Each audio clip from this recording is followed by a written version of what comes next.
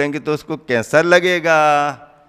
इसलिए कड़ुआ कड़ुआ भी लेना चाहिए, बीच बीच में कड़ुआ खाने पीने की आदत होना चाहिए। मीठा मीठा तो दुनिया खाती रहती है, थोड़ा कड़ुआ अड़ुआ भी होना चाहिए। कसायला आदि आदि ये रसना इंद्री के विषय हैं, और इसमें जो प्रतिकूल लगता है, नहीं नहीं ये हमें नहीं चाहिए, ये जमता नहीं तो क्यों रख दिया तुमने हमारी थाली में, ऐसा कहते रहते हैं। ये जमता है, हाँ इसको रख देना बराबर, इसको बराबर ध्यान रखना। तो इसमें रसना इंद्री अपना व्यापार करती रहती है। घ्राण, घ्राण में क्या आया, सुगंध और दुर्गंध। सुगंध और दुर्गंध, सुगंध सबको चाहिए पड़ती है, स्मेल ठीक नहीं आ रही है, हाँ बदबू आ रही है, उसके लिए सब बचना चाहते हैं। ये घ्राणेन्द्रिय का विषय है, सुगंध और दुर्गंध। चक्षु इंद्रिय का विषय क्या है, चक्षु इंद्रिय में हाँ काला पीला नीला हरा लाल सफ़ेद आदि आदि, ये आते कि नहीं आते, हाँ सफ़ेद आ जाता है, लाल आ जाता है, काला पीला आ जाता है। ये सभी 5 प्रकार के वर्ण आते हैं चक्षु इंद्रिय के विषयों में। 5 प्रकार के वर्ण आते हैं। और आँख को कौन से कलर अच्छे लगते हैं, किस तरीके का कलर अच्छा लगता है, एक कलर हमको जमता नहीं है, एक कलर हमको बहुत अच्छा लगता है। फेवरेट क्या कहते हैं, फेवरेट, फेवरेट भोजन में डिश होती है, फेवरेट किसी का कलर होता है, फेवरेट सब चीज़ें होती ना। तो कलर भी वर्ण के रूप में चक्षु इंद्रिय के लिए 5 प्रकार का वर्ण आता है। और चक्षु इंद्रिय अपने अपने अनुसार वर्ण को पसंद करती है। कर्णेंद्रिय के लिए क्या पसंद आता है, कर्णेंद्रिय के लिए हाँ कोयल की आवाज बहुत अच्छी लगती है। एक कौआ कहाँ से आकर के बोलने लगा, ये बीच में आकर के काँव काँव करने लगा। कौए की आवाज पसंद नहीं आ रही तुम्हारे लिए, कोयल कितना अच्छा बोल रही, हाँ कोयल की आवाज अच्छी लग रही है।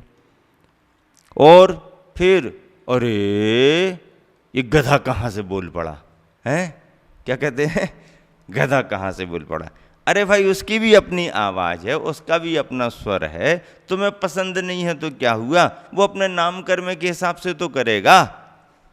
कौआ बोल रहा है तो तुमको दिक्कत क्या, नहीं नहीं हमको पसंद नहीं उसकी आवाज़। कोयल की आवाज़ पसंद है, मीठी मीठी आवाज़ पसंद है। सा रे गा मा पा धा नी स्वर हैं ये, इसमें सारा संगीत समा गया है।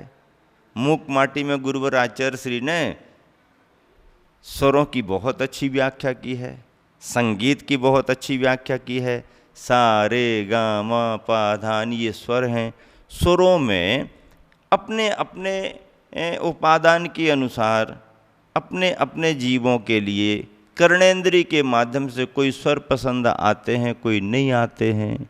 कर्कश स्वर किसी को पसंद नहीं आता, मधुर स्वर सभी को पसंद आते हैं। तो ऐसे कर्णेंद्रिय के विषय कितने होते हैं, 7 प्रकार के कर्णेंद्रिय के विषय होते हैं।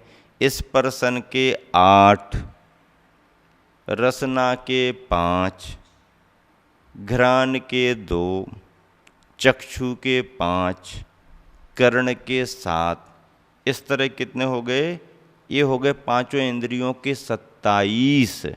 और एक मन का विषय ले लिया जाए तो 28 होने पर संसारी प्राणी के इंद्रियों के रूप में ये 28 संसार के मूल गुण हैं। किसके मूल गुण हैं, संसार के मूल गुण। इन्हीं गुणों के माध्यम से संसार चल रहा है, ये संसार के मूल गुण हैं। और संसार से बचने के लिए फिर कौन से मूल गुण हैं, तो संसार से बचने के लिए 28 मूल गुण अलग हैं। 5 महाव्रत, 5 समितियाँ, पंच इंद्रियों का निरोध, षड आवश्यक और 7 शेष गुण, ये सभी मिला दो। पंच महाव्रत, पंच समितियाँ, पंचेंद्रियों का निरोध, षड आवश्यक और 7 शेष, इस तरह से 28 ये जो गुण बने हैं, ये परमार्थ के मोक्ष मार्ग के साधक महाव्रती मुनियों के ये 28 मूल गुण मुक्ति के मूल गुण माने गए हैं, संसार से छुटकारा पाने के मूल गुण माने गए हैं। गुरुवर आचार्य श्री जब कभी भी स्वाध्याय में इन सब की व्याख्या करते हैं तो बहुत आनंद आता है, बहुत अच्छे से व्याख्या करते हैं। और देखो ये सारी व्याख्याएं भी अपने आप में अध्यात्म का रस हम सभी को देती हैं।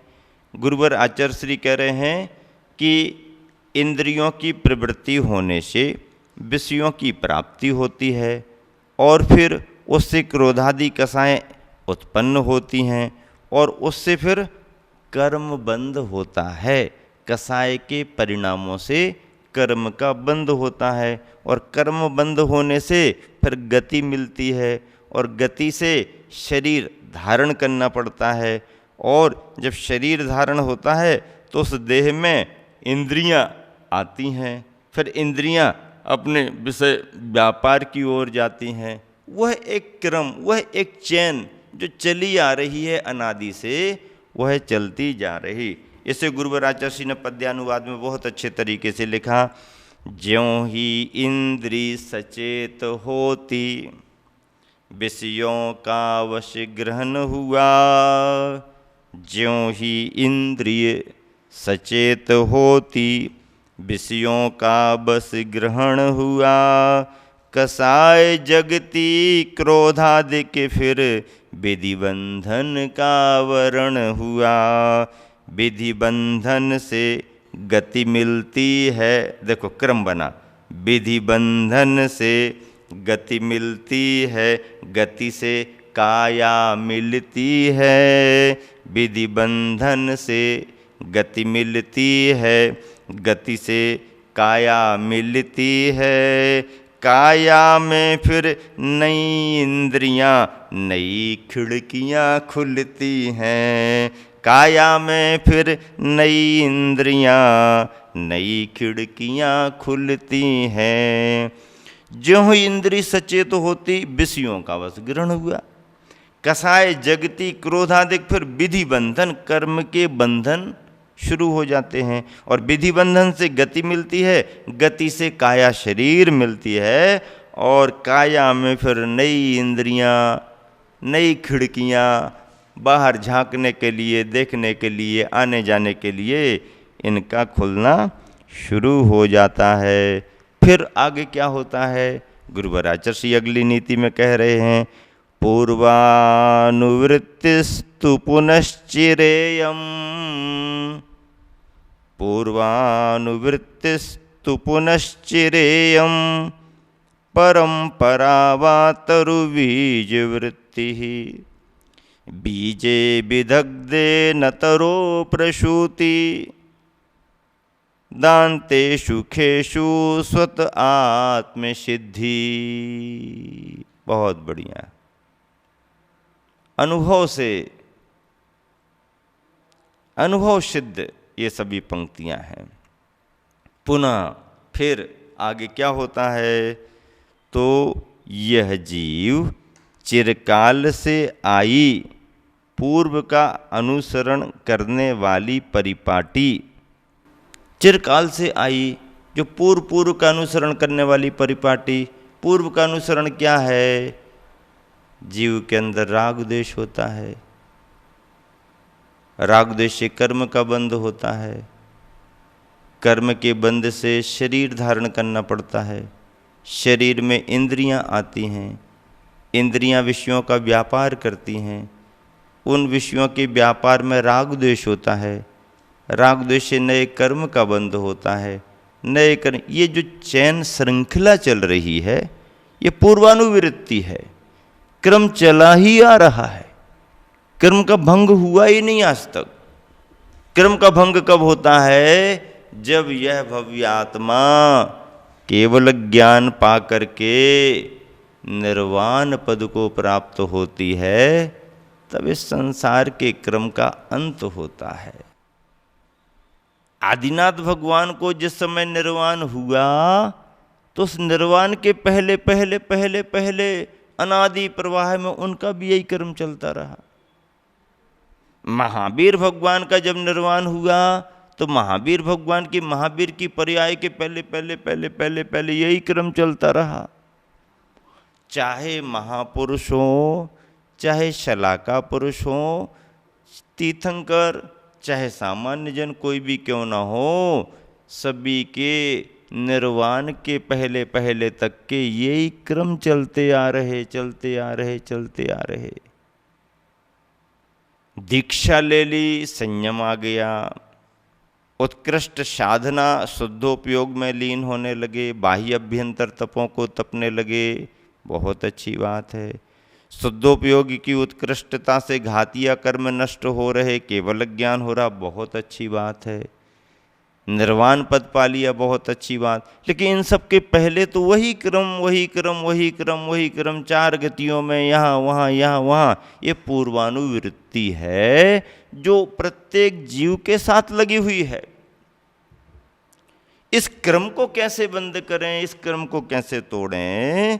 तो कहा गया कि फिर यह चिरकाल से आई पूर्व का अनुसरण करने वाली परिपाटी तरु बीज वृत्ति व बीज और वृक्ष वृत्ति के समान, वृक्ष बीज वृत्ति के समान है, किंतु बीज वृक्ष बीज वृक्ष बीज वृक्ष बीज। अच्छा, यदि अपन इसका कुछ तय करना चाहें तो प्रश्न करो फिर, बीज और वृक्ष की परंपरा में पहले क्या आया, बीज कि वृक्ष? बताओ बताओ सोनू, जल्दी बताओ, बीज आया कि वृक्ष आया? बीज आया। देखो सोनू ने जल्दी कह दिया बीज आया। तो बीज कहां से आया है? नैसर्गिक कैसे आया? बीज कहां से आया? बताओ, तुम लोगों में से कोई बताओ। गर्मी में अच्छी पढ़ाई करी ना तुम लोगों ने? बताओ, बीज आया तो कहां से आया? आप कहोगे बीज वृक्ष से आया। तो वृक्ष से आया तो वृक्ष कहां से आया? बताओ सुनील, कहां से आया वृक्ष? बीज से आया। आप कहोगे बीज से आया तो बीज कहां से आया? वृक्ष से आया। अरे भैया, इसका कोई उत्तर नहीं दे सकते। पहले बीज की पहले वृक्ष, पहले बीज की पहले वृक्ष, वृक्ष बीज वृक्ष बीज वृक्ष बीज वृक्ष बीज, हम कुछ बता ही नहीं सकते। कौन पहले आया इसका उत्तर हमारे पास नहीं। बीज वृक्ष बीज वृक्ष बीज वृक्ष का उत्तर हमारे पास नहीं, लेकिन इस बीज वृक्ष की परंपरा को नष्ट करने का समाधान हमारे पास है। कैसे समाप्त होगी ये परंपरा? तो पेड़ की पत्तियां निकाल निकाल के अलग करो, काम बनेगा नहीं। टहनियां निकाल निकाल के अलग कर दो, काम बनेगा नहीं। बड़ी बड़ी शाखाएं निकाल के अलग कर दो, काम बनेगा नहीं। हम पेड़ को ऊपर ऊपर से पूरा निकाल देंगे फिर भी काम बनेगा नहीं। पेड़ को हम पूरा निकाल देंगे तो भी काम बनेगा नहीं, क्योंकि अंदर उसकी जड़ सुरक्षित है। और जब तक जड़ सुरक्षित है, ऊपर ऊपर का कितना भी निकालते रहो, परंपरा खत्म होने वाली नहीं। किंतु एक बार, केवल एक बार यदि आपने उस वृक्ष की जड़ को समाप्त कर दिया, तो फिर अगले वृक्ष बनने की परंपरा खत्म हो जाएगी। एक बार बीज को जला दिया, एक बार बीज को जला दिया तो वृक्ष की परंपरा खत्म हो जाएगी। क्योंकि जब तक बीज सुरक्षित है तब तक वृक्ष की परंपरा चलेगी ही चलेगी। वृक्ष की परंपरा को नष्ट करना है तो बीज को दग्ध करना पड़ेगा, जलाना पड़ेगा। और बीज के जल जाने पर तरोह प्रसूति ना, वृक्ष की उत्पत्ति नहीं होती। इसी तरह खेशु दांतेषु, इंद्रियों को बस में कर लेने पर, इंद्रियों को बस में कर लेने पर आत्मसिद्धि स्वतः, आत्मा की उपलब्धि स्वरूप सिद्धि स्वयं ही हो जाती है, स्वयं ही स्वतः ही हो जाती है। बहुत बढ़िया लिखा आचार्य ने। आध्यात्मिक विषय चल रहे हैं, सैद्धांतिक विषय चल रहे हैं, जैन धर्म की दार्शनिक मान्यताओं के विषय चल रहे हैं। कहने को सुनीति शतक में नीतियां गुरुबन ने लिखी हैं, लेकिन आगम और सिद्धांत का निचोड़ रखा गया है। पद्यानुवाद भी बहुत अच्छा लिखा गुरुबन ने। फिर क्या पूछो वही वही फिर चलती रहती चिर से है, फिर क्या पूछो वही वही फिर चलती रहती चिर से है। परंपरा है बीज वृक्ष से, वृक्ष बीज से फिर से है। परंपरा है बीज वृक्ष से, वृक्ष बीज से फिर से है।